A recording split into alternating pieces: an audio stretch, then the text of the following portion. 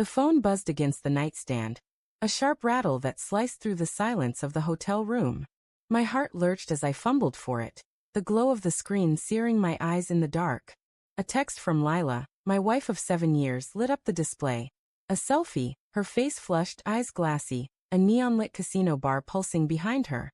She was laughing, her lips smeared with crimson lipstick, but it was the caption that punched the air from my lungs. Married my boss. Don't wait up. My thumb hovered over the image, trembling, as the world tilted. I stared at the words, each syllable a blade twisting in my chest. The photo showed her leaning into a man. Her boss, Richard, his arms slung possessively around her shoulders. His grin was smug, hers reckless, both bathed in the garish glow of Vegas lights.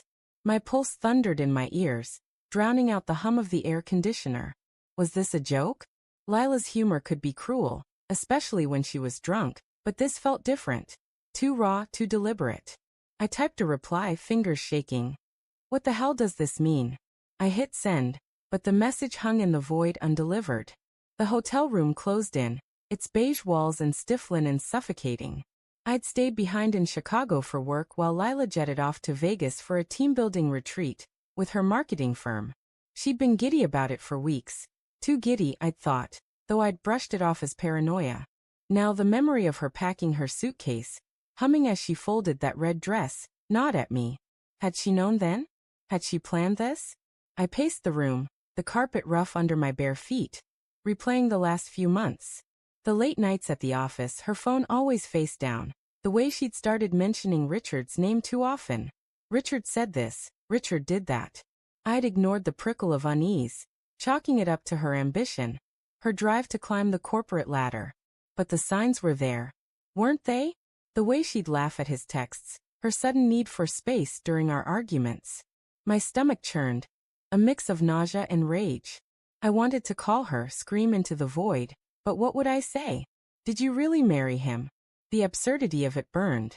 Instead, I opened the photo again, zooming in. Her wedding ring, our ring, was missing from her finger. My throat tightened, and I sank onto the bed, the springs creaking under my weight. I remembered the day I proposed, her eyes wide with joy, her promises whispered against my lips. Had those meant nothing? I typed another message. Lila, call me. Now. Still no response. The silence was louder than any answer. Hours crawled by, each minute a fresh wound. I imagined her in some tacky Vegas chapel, giggling as she said vows to another man. Or maybe it was a prank, a drunken stunt to get a rise out of me. But the photo's details haunted me. The way Richard's hand rested on her waist, the intimacy in her smile. I poured a glass of bourbon from the minibar, the amber liquid catching the dim light. It tasted like ash. By 3 a.m., my phone pinged again.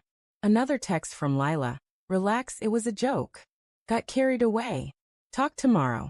Relief surged, then curdled into suspicion. A joke? Why hadn't she called? Why was her ring off? I dialed her number, but it went straight to voicemail, her cheery greeting mocking me. I left a message, my voice tight. Lila, I need to hear your voice. Tell me what's going on. I hung up, feeling like a fool. Sleep never came. Dawn bled through the curtains, painting the room in sickly gray. I checked my phone obsessively, but there was nothing new. I opened my laptop, driven by a desperate need to know. Her company's retreat had a hashtag Vegas vibe. And I scrolled through X, my heart pounding. There they were, photos of Lila and Richard at a rooftop bar, clinking glasses, her head tilted toward him. Another post, time-stamped hours after her text, showed them dancing, her arms around his neck. The caption read, "Work hard, play harder." My vision blurred, the screen swimming. I called her again, then Richard's office line, then her best friend Mara, who was also on the trip. No one answered. My mind spun wild scenarios. Lila passed out in a hotel room, Lila laughing at my panic, Lila in Richard's bed. Each thought was a fresh cut, bleeding doubt and betrayal. I wanted to believe her text, to cling to the idea of a prank, but the evidence was piling up, each fragment sharper than the last. By noon, I couldn't stand it anymore. I booked a flight to Vegas, my hands shaking as I entered my credit card details. The airport was a blur of fluorescent lights and stale coffee. On the plane, I sat by the window, staring at the clouds, my thoughts a storm of their own. What would I say when I saw her? Could I forgive her if it was true? Did I even want to? When I landed, Vegas assaulted me. Flashing signs, the clatter of slot machines, the stink of cigarettes and desperation. I took a cab to her hotel, the Bellagio, its fountains mocking me with their choreographed grace. At the front desk, I lied, saying I was joining my wife's conference. The clerk gave me her room number, and I rode the elevator up, my heart hammering. The hallway was endless, the carpet a dizzying pattern of gold and red. I knocked on her door, my knuckles white. No answer. I knocked harder, my voice breaking as I called her name. Finally, the door cracked open, and there she was, Lila, her hair messy, her eyes bloodshot. She froze, her mouth parting in shock. "Mark, what are you doing here? Tell me it's not true," I said, my voice raw. "Tell me you didn't marry him." Her face crumpled, and she stepped back, letting the door swing open. Richard was there, sprawled on the bed, shirt unbuttoned, a bottle of champagne on the nightstand. My world shattered, the pieces cutting deeper than I'd imagined possible. "It was a game," Lila whispered, tears spilling. "A stupid, drunken game. We didn't mean a game." I roared, my voice echoing in the room. "You sent me a picture, Lila. You said you married him." Richard stood, his hands raised like I was the unreasonable one. "Mark, calm down. It was a joke that got out of hand. We got fake rings, took some photos. Nothing happened." I looked at Lila, searching her eyes for the truth. But her gaze flickered, and I saw it, the guilt, the lie.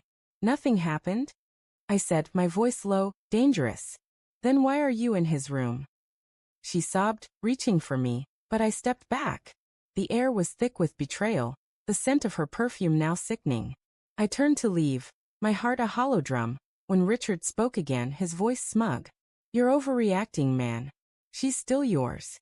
I spun back, my fist connecting with his jaw before I could think. He stumbled and Lila screamed, but I was already walking away, the hallway blurring through my tears. In the elevator, my phone buzzed again, a photo from an unknown number. It was Lila and Richard kissing in a chapel, a cheap veil on her head. The timestamp was from last night. I deleted it, my hands steady now. The doors opened, and I stepped into the chaos of Vegas, knowing I'd never trust her again.